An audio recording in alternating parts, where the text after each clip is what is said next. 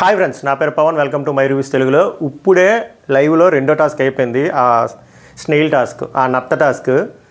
ప్రేరణ కొన్ని పాయింట్లు మాట్లాడింది, చాలా చాలా చాలా వర్స్ట్గా అనిపించింది. ఎవరి మీద? మణికంఠ మీద అంటది. మణికంఠ సంచాలక్ మాట. గేమ్ నేను క్లియర్గా ఎక్స్ప్లెయిన్ చేస్తా, బట్ ఆ అన్న మాటలు చెప్తా. సెన్స్లెస్ సంచాలక్, తొక్కలో డెసిషను, తొక్కలో పాయింట్లు చెప్తున్నా మణికంఠ అని చెప్పి కొన్ని పదాలు 2-3 సార్లు రిపీట్ చేసింది. అస్సలు నచ్చలే. సెన్స్లెస్గా మాట్లాడింది ప్రేరణ అనిపించింది. ఓవర్ అగ్రెసివ్గా మాట్లాడింది ప్రేరణ అనిపించింది. తొక్కలో డెసిషన్ అని చెప్పింది చూసారా, తొక్కలో పాయింట్లు అనిపించింది ప్రేరణకి. వీళ్ళందరూ స్కూల్కి వెళ్తే మంచిదేమో అనిపించింది, వీళ్ళు స్కూల్కి వెళ్ళలేదేమో అనిపించింది. బేసిక్ మ్యాథ్స్ కూడా అర్థం కాలేదు, బేసిక్ లాజిక్ కూడా అర్థం కాకుండా పిచ్చి పిచ్చిగా తింగరగా ఏదో మాట్లాడేయాలి కంటెంట్ కోసం అని చెప్పి మాట్లాడుతున్నట్టు నాకైతే అనిపించింది. టూ వరస్ట్గా అనిపించింది. నేను డీటెయిల్గా ఎక్స్ప్లెయిన్ చేస్తాను. నేను ఎవరికి సపోర్ట్ కాదు. Basic logic, basic common sense అంతే. ఇప్పుడు ఒక ఆడ్ నెంబర్ పెట్టారంటే దాని మీనింగ్ ఎందుకు? 2 టీంలు పెట్టినప్పుడు కన్ఫామ్గా ఒక team greater than another team ఉంటుందనే కదా. ఆ కామన్ సెన్స్ కూడా లేదు ప్రేరణకి. అటుపక్క టీం వాళ్ళకి కూడా లాజిక్ అర్థం కావట్లేదు. అన్నీ నిబ్బి థాట్సే. ఓకే, నేను ఎక్స్ప్లెయిన్ చేస్తా. దయచేసి వీడియో చూసే ముందు లైక్ చేసి చూడండి. ఎక్కువ మందికి రికమెండేషన్కి వెళ్ళడానికి అవకాశం ఉంటుంది. Thank you so much. So ఇది రేషన్ గురించి జరుగుతున్న రెండో టాస్క్. ఫస్ట్ టాస్క్ ఆల్రెడీ అభయాల టీం విన్ అయ్యారు. ఇది రెండో టాస్క్. ఈ టాస్క్ ఈ కాన్సెప్ట్ ఏంటంటే, ఒక్కొక్క క్లాన్ నుంచి 2 పార్టిసిపేట్ చేయాలి. ఒక సంచాలక్ ఉంటాడు యాజ్ ఎక్స్పెక్టెడ్, సంచాలక్ మణికంఠ. టాస్క్ ఏంటంటే స్నేయిల్లా మారాలి, అంటే నత్తలా మారి అక్కడ క్యాబేజెస్ ఇచ్చారు. ఒక ఆడ్ నెంబర్స్లో క్యాబేజెస్ ఇచ్చారు. దాని గురించి లాజిక్ ఎక్స్ప్లెయిన్ చేస్తా. ఆ క్యాబేజెస్ని 1 by 1 చేయాలి. ఒక స్టార్ట్ పాయింట్, ఒక ఎండ్ పాయింట్ ఉంది విత్ లైన్స్ ఉన్నాయి. సో స్టార్ట్ పాయింట్లో ఒకళ్ళు ఉంటారు, ఎండ్ పాయింట్లో ఒకళ్ళు ఉంటారు, వాళ్ళ క్లాన్ వాళ్ళు. అలాగే సేమ్ 2 టీమ్స్లో ఉంటారు. సో స్టార్ట్ పాయింట్ నుంచి దాన్ని పుష్ చేయాలి. ఎలా పుష్ చేయాలి అంటే, సేమ్ నత్త ఎలా అయితే పాకురుతుందో, ఒక స్నేయిల్ ఎలా అయితే పాకురుతుందో వీళ్ళు కూడా అలా పాకురుకొని వెళ్ళాలి. సో ఇక్కడ వాళ్ళు హ్యాండ్స్ యూజ్ చేయకూడదు, మోకాలు యూజ్ చేయకూడదు. అందుకని చెప్పి క్లియర్గా చేతులు కట్టేసి స్నేయిల్ గెటప్ ఇచ్చి, అంటే ఒక స్నేయిల్ ఫార్మాట్లోకి తెచ్చారన్నమాట.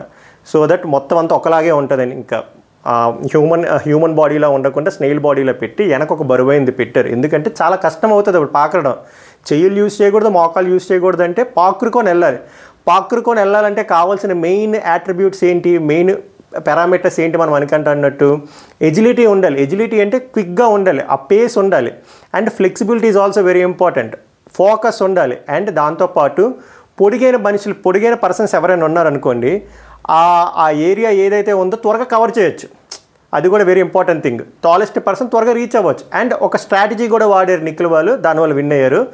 నిఖిల్ అండ్ సో ఇందులో వచ్చేసరికి నిఖిల్ అండ్ సోనియా ఆకులా పార్టిసిపేట్ చేశారు. అందులో వచ్చేసరికి ప్రేరణ అండ్ ఆదిత్య ఓం పార్టిసిపేట్ చేశారు. సో గేమ్ రూల్స్ అయితే అర్థమయ్యాయి కదా.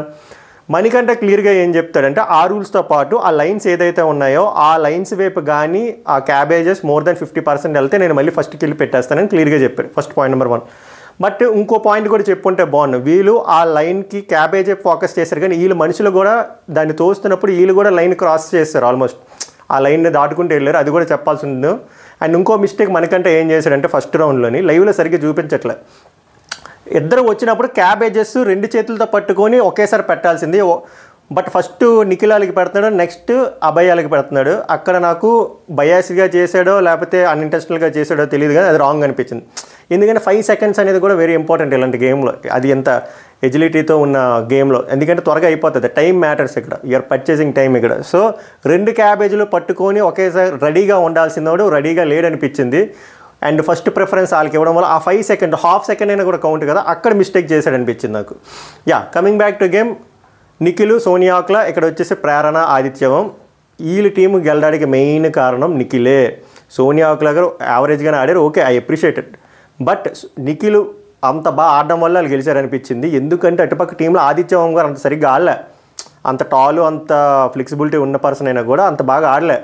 బట్ ప్రేరణ సూపర్గా ఆడింది. ప్రేరణ సూపర్గా ఆడినా కూడా వాళ్ళు ఎందుకు విన్ అవ్వలేదు అంటే ఆదిత్యం గారి స్లోనెస్ వల్ల. ఇక్కడ నిఖిల్ చాలా స్ట్రాటజీతో ఆడాడు. నిఖిల్ హైట్ ఉంది, ఎజిలిటీ ఉంది, ఫ్లెక్సిబిలిటీ ఉంది. క్యాబేజ్ని అలా ఆంచుకొని వెళ్ళకుండా ఒకసారి గట్టికి తోసేవాడు. తోస్తే చాలా కొన్ని మీటర్స్ కవర్ అయిపోతాయి కదా, కొన్ని ఇంచెస్ అయినా కవర్ అయిపోతాయి కదా. సో అక్కడి నుంచి మళ్ళీ తోసేవాడు. సో 2-3 తోపులకి వెళ్ళిపోయేది ఎండ్ పాయింట్కి. సో ఆ స్ట్రాటజీ బాగా వర్కౌట్ అయింది. ఆ స్ట్రాటజీ నిఖిల్ తర్వాత చూసి వీళ్ళు అప్లై చేశారు. సో కేవలం ఈ స్ట్రాటజీతో వాళ్ళ విన్ అయింది నిఖిల్ టీం. అండ్ నిఖిల్ అయితే సూపర్గా ఆడాడు. అటుపక్క నుంచి అయితే ప్రేరణ కూడా సూపర్గా ఆడింది. బట్ ఆమె కొన్ని ఓట్స్ అయితే లూజ్ అయింది. అస్సలు ఎక్స్పెక్ట్ చేయలేదు ప్రేరణ లాంటి పర్సనాలిటీ దగ్గర. 2 worst అనిపించింది. సో వీళ్ళిద్దరిలో నిఖిల్ గట్టిగా ఆడడం వల్ల నిఖిల్ టీం గెలిచింది.